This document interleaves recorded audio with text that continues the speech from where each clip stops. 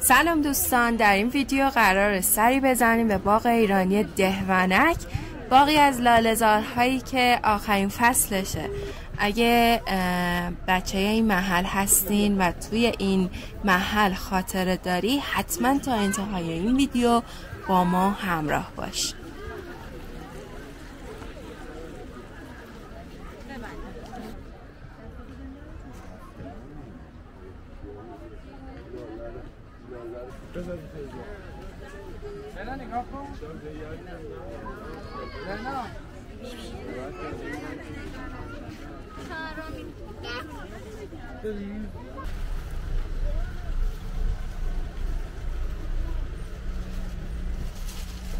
سلام بچه ها، خوش اومدین به چنل خودتون. بعد از 2 هفته برگشتیم با یه ویدیویی که کلی حس خوب قرار ازش بگیریم و البته خودمون هم حسمون خوب بشه با دیدن این باغ.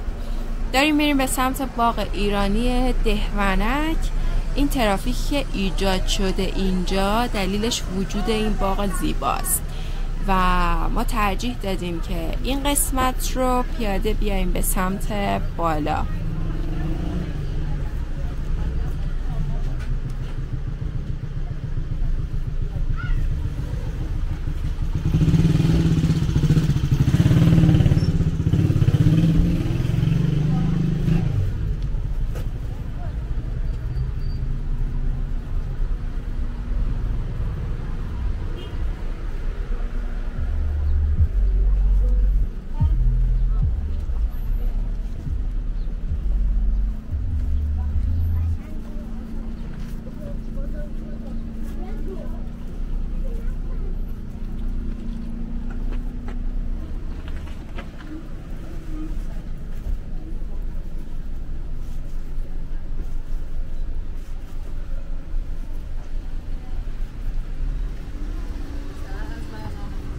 دوستان، از اینجا باغ شروع میشه و بریم به سمت در ورودی. اینجا چند تا در ورودی داره ولی اصلی ترین درش سمت جنوبه که همین قسمته. این فضای رمانتیک و یه سری پرا انگار دارن از تو هوا میان پایین، فضا رمانتیک تر کرده.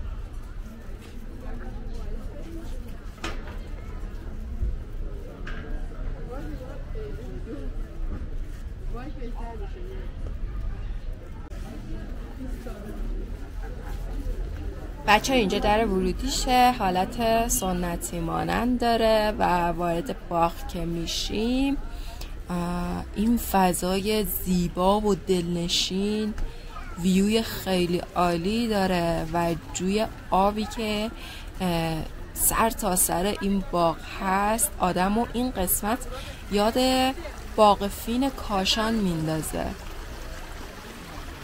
و به نظر خیلی قشنگه.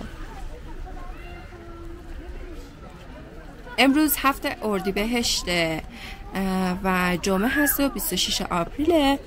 این قسمت نگاه کنین که همه گلا پرپر شدن ولی بقیه باغ گلا هنوز زنده و سالم هستن و برای عکاسی خیلی مناسبه. این باغ برای بچه هایی که هنرمند هستن خیلی فوق العاده جای قشنگیه.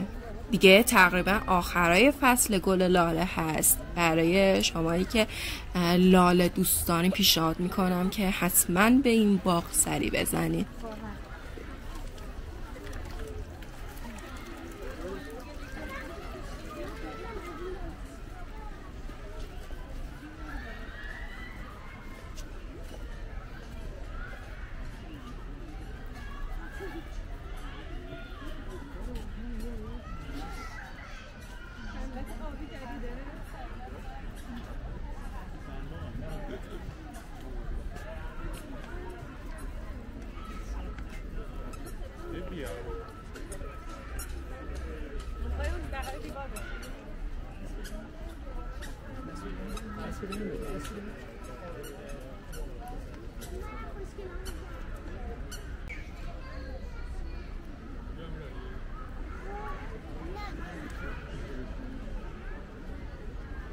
دوستان توی این همه آلودگی این باغ زیبا با زیبایی‌هاش واقعا قوقایی به پا کرده. میبینین که چه جمعیتی برای دیدن این باغ به اینجا اومدن و با شور و ذوق زیاد دارن عکاسی میکنن، با لاله ها عکس میگیرن.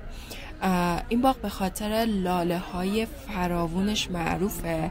این خصوصیتش از تمام بوستان های که توی دهونک وجود داره و توی منطقه تهران هست متفاوتش کرده. همچنین تاریخچه پنهان و ظرافتی که در طراحی این باغ به کار گرفته شده و جویهای آب و آبنماهایی که توی این باغ هست باعث شده که اصالت این باغ بالاتر بره و اصالت این باغ رو نشون میده. ببینین اینجا معماری بی‌نظیر این ساختمون رو که چقدر زیباست.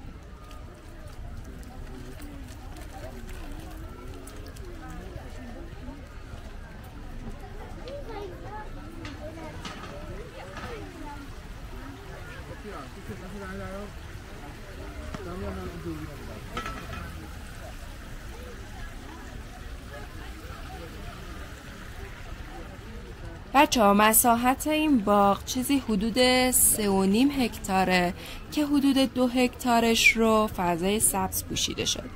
جالبه بدونین این باغ تو گذشته مالک‌های زیادی داشته که در اصل محمد علی مختاری که اسمش رو تو ورودی‌های مختلف باغ می‌بینین که روی تابلوها زده، به شکل امروزی که الان دارین مشاهده می‌کنین درش آورده. مهمترین اقدامی که کرده آقای مختاری کاشتن گل لاله در سر تا سر این باغه که اینجا رو متمایز کرده و زنده کرده.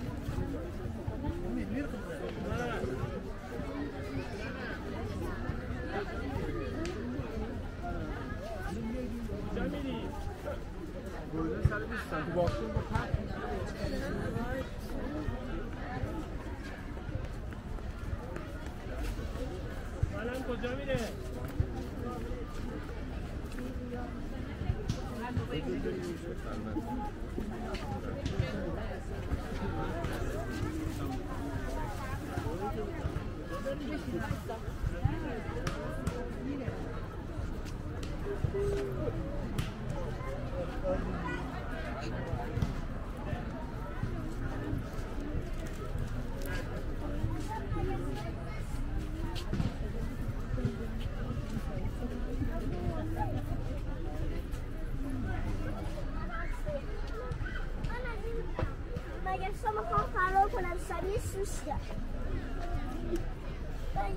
نگاه بیا.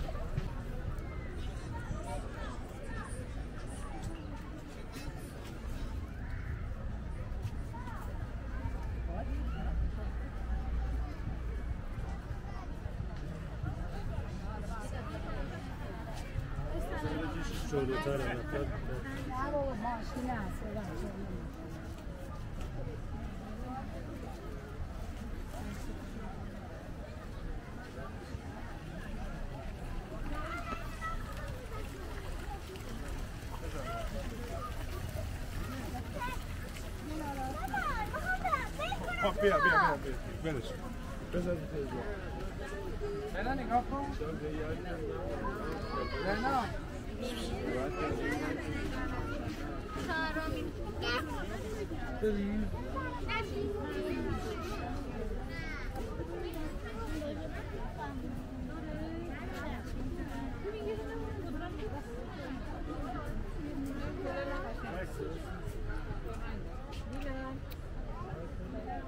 تاول میبینم ببینیم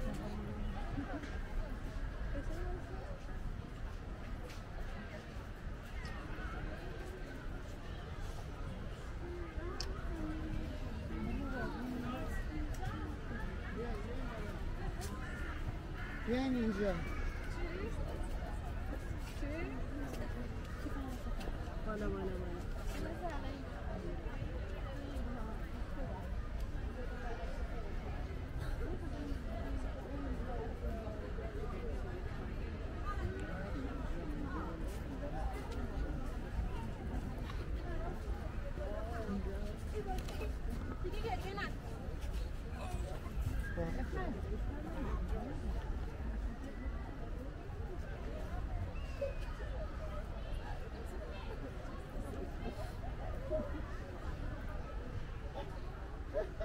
خب دوستان، کم کم به انتهای این ویدیو نزدیک میشیم. امیدوارم از این ویدیو اطلاعات کافی و مرور خاطرات براتون شده باشه. شما میتونین ویدیوهای بعدی رو به ما بگین از کجا فیلم برداری بشه. ممنونم که تا انتها با ما همراه بودین. حتما انتقادات و نظراتتون رو بنویسین.